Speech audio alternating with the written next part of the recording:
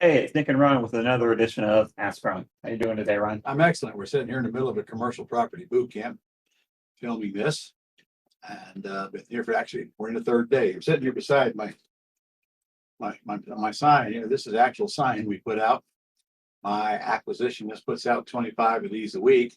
Not getting really great results on them now, but we get an occasional call on them. And just remember, it only takes one call to get a deal. And these are people calling, these are the right kind of quality leads. So now I just happen to be sitting here with it because I'm in the office. All right. Shouldn't we put that out on the road or something? Hey, I don't have to put them all in. By the way, you notice it's half of the board normally is twice this size. So we just had to cut it in half, make two signs out on board, cut down the cost. I don't know what we're paying for this, but it ain't much.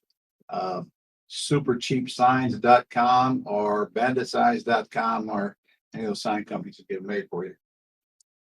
All right. Well, we got a few questions here. Our first question is from Nick in Minnesota. Right. Are there any recordings or videos on talking to tenant buyer prospects?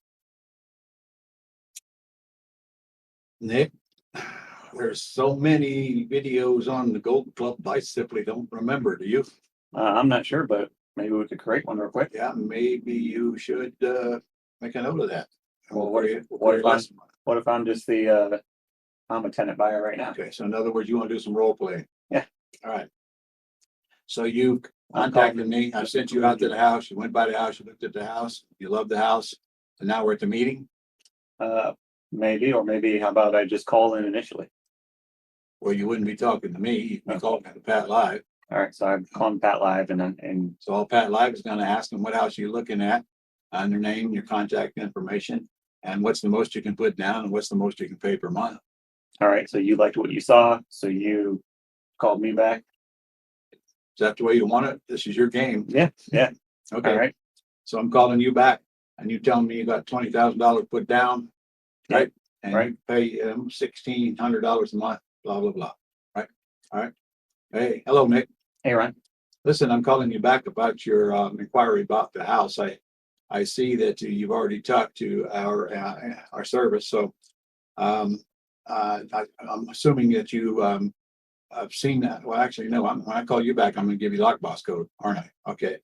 So I'm calling you back, and so it says here that you can put up $20,000 down, Nick. Is that most money you can come up with to get in a home of your own? I mean, I got the taxes are coming up. I might be able to get a little bit more. Okay. What do you think you could get when you get your tax check? Maybe another probably add another $1,200 or so. $1,200. Okay. So you're telling me then that the $20,000 is the most you can come up with? I think so. Think so? All right. Well, do you have anything you want to trade? Car, truck, boat? I was looking at getting a new car soon, so I need to get rid of my old car. What do you think your old car is worth? Probably about $13,000. Okay. Well, you want to? Is it free and clear? It is. All right. Well, yeah, I can work out a trade with you on that. Okay. All right. After you tell me you want the house, so what's the most you can pay per month here? The rents have gone way up, and that's one of the determining factors. Yeah, I was trying to be around $1,600 a month, right? Okay, but you can pay more, right? I mean, if it's the right house, yeah, I can probably get a little bit more. All right. Well, I'll be putting you in the house, leasing you an option to buy it. It's totally up to you when you want to go buy it. So, but as right a house as you can get it. That's exciting. Okay. And frankly, your credit is not important to me. So if it's not good, you got plenty of time to clean it up. You need help, I'll show you where to go to get that done. All right.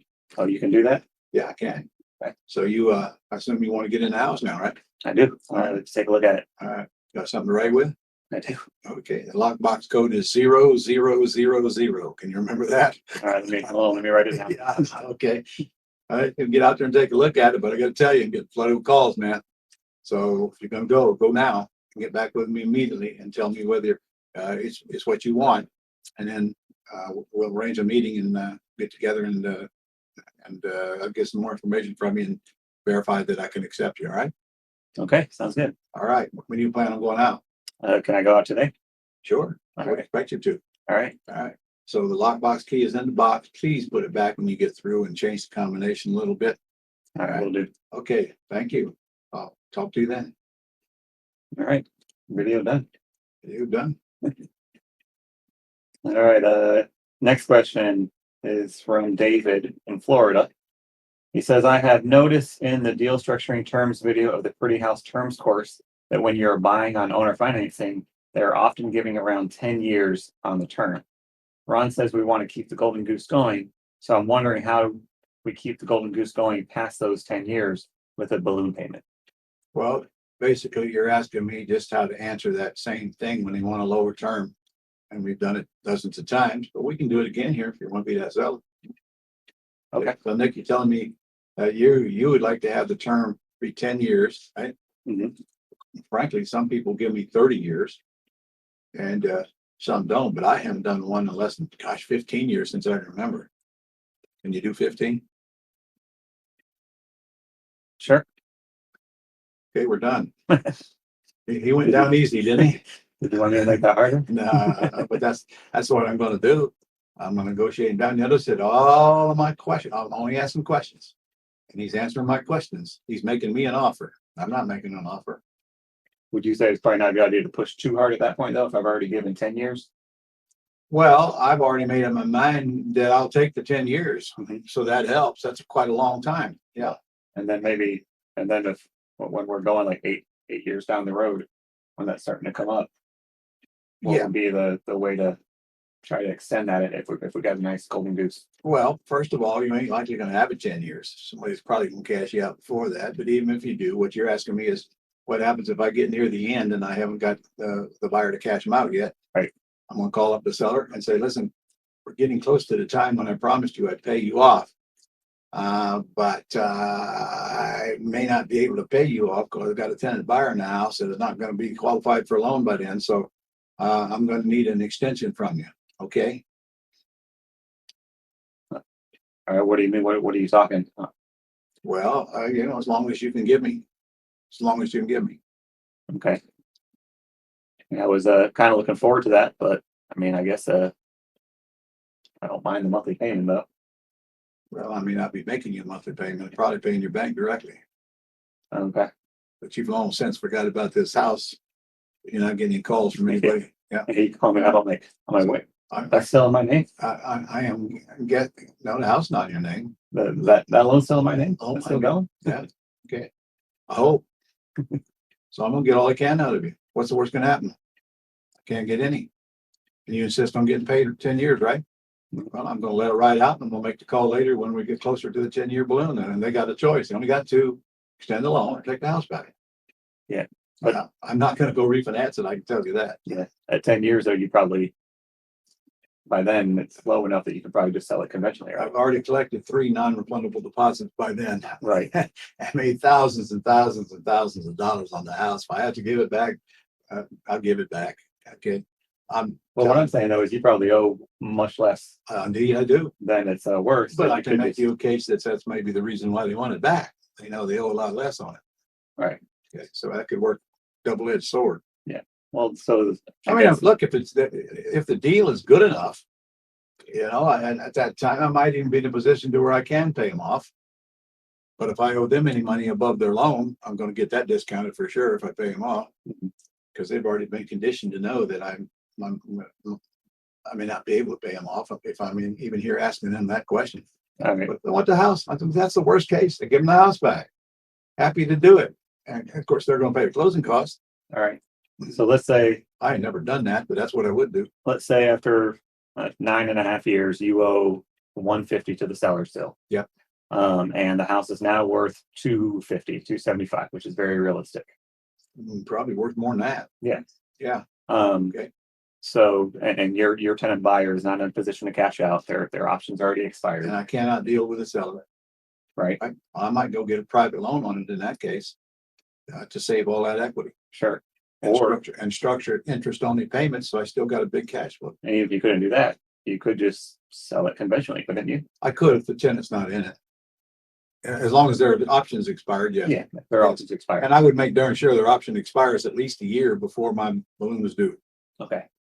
All right. So we have options. Okay. Always got options. Put yourself in a position to where you can't lose. Hard to lose. Don't guarantee debt. Hard to lose. David's next question is, do you recommend that we cash it out, or could we put in the contract an automatic extension of the term? Okay, that was a continuation of the first question. Nothing's automatic. Seller's got to agree to it. By the way, all I need for them to extend it is an email telling me that they did. I don't need any formal paperwork or any of that. Kevin from Missouri, is using a title company instead of an attorney acceptable? Only if I'm selling cash or I'm wholesale flipping it and never taking title. Anything that has an ongoing relationship with seller or buyer, please don't try to do it without an attorney. Title company is not acceptable. Get a real estate closing attorney. Do your paperwork properly, protect you. Title company has no responsibility to protect you from anything. Okay, they work for their underwriter. They don't work for you. Or you better be careful about hiring a non-attorney to do jobs for you that attorneys should be doing. All right, next question is from Rojo in Washington. Says, if a free and clear seller asks if I were to take monthly payments, are there any benefits in me doing this? Or why would I take monthly payments? What do you say to them? Well, first of all, is it free and clear as it got a loan on it? It's free. If it's free and clear, then obviously they're going to get a nice cash flow, literally an income stream for as long as I can get them to take it. And remember, I still owe them X on the house. So that's profit they're making without even selling the house. Easy to explain to them. Now, however, if I'm making a payment just on their loan for the amount they're paying on their loan, then that's, I don't have a problem getting them extended, but they can make the case that I want that loan paid off and I want the rest of my money when you promised it. We just went through all of that. Yeah. All right. This one's free and clear. There would be tax benefits too, right? By not selling all at once, if it wasn't their primary residence. Actually, no, because it wasn't their primary residence? Right. Yeah, absolutely. If it was their residence, they ain't gonna get taxed anyway. If there's not their residence, then they're if they sell it on a contract, they're gonna pay the taxes over a period of years, not all at one year when they sell the property. And then probably also in long-term capital gains by then, which for most people is 15% maximum tax.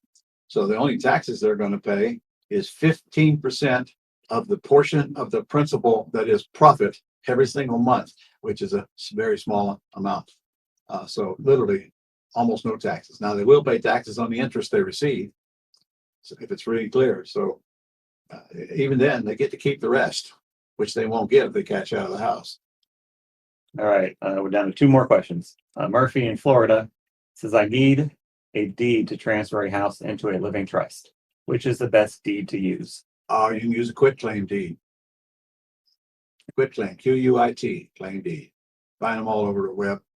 You really should get your attorney to prepare it for you. It ain't gonna cost you that much. But I mean, if you want to do it yourself.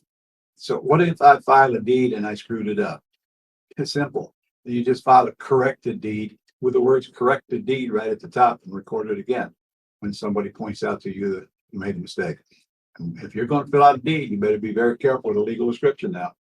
Because if you put a dot where a comma was, you just changed the whole legal description on the property. Last question is from Martin in Idaho. Martin says, in regards to the warranty deed for a personal residence, can the grantor or the seller also be the trustee and beneficiary? Oh, God, no. Trustee and beneficiary can't be the same or you don't have a trust. So they got to be, but an entity you own is not you. It can be the trustee, you can be the beneficiary in the states that allow that. Some do and some don't. For example, Florida does, Texas don't. Have to have an individual. But no, it's got to be two separate parties. All right, but it can be the same as the grantor, one of them, the beneficiary. So for example, if I have a house and I want to put it into a trust, then I'm the grantor, but I'm also the beneficiary, right? Oh, is that the question? I think so. I mean, you wouldn't use a warranty deed for this, but sure, that's the way it would be if I'm putting one of my houses into a trust. Okay. And you can use a warranty deed to trustee, and probably should. I mean, you're just warranting to yourself this title is good on the house. Because if you don't use the warranty deed to trustee, a regular quitclaim deed doesn't establish the fact that there is a trust. A warranty deed to trustee does establish that fact. Okay. So I'd still use that one. All right. So would you say the same thing for Murphy instead of a quitclaim deed to use a warranty deed to trust deed? What is it That last going question. from who to who? So then Murphy was, I need a deed to transfer a house into a living trust. Which is the best deed to use? That was living trust. Okay, Talking about land trust. got it. All right. Well, that is all the questions for this week. All right. Okay. See you guys next week, same time, same channel. Fire them questions in here. And if I don't know the answers, I'll make something up anyway. You'll never know the difference. So see you next week.